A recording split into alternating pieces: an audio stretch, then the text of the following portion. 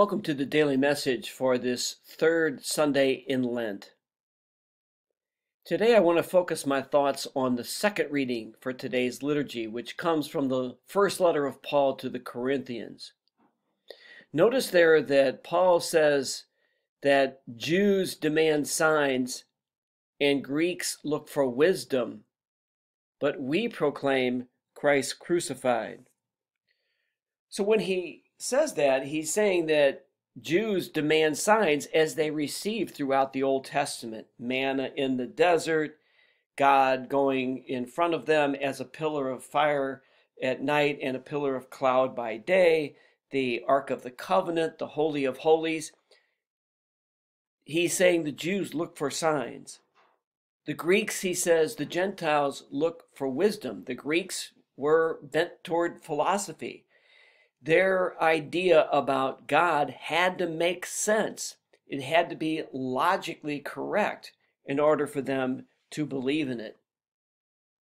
Then Paul says, we proclaim Christ crucified, a stumbling block to Jews and foolishness to Gentiles.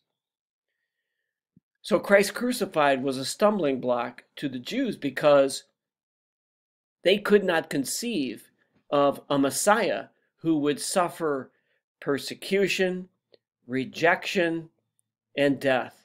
That just did not work for them. And the Greeks, the Gentiles, did not understand Christ crucified because it didn't make sense. If this is God, or the Son of God, how could the Son of God die? But then Paul says, but to those who are called, Jews and Greeks alike, Christ, the power of God and the wisdom of God. Christ crucified is the power of God and the wisdom of God. Where is that wisdom to be found? Where is that power to be found? It's found in three ways. Jesus' cross bears witness to the power of truth. Jesus died for the truth. Second, Jesus died in trust.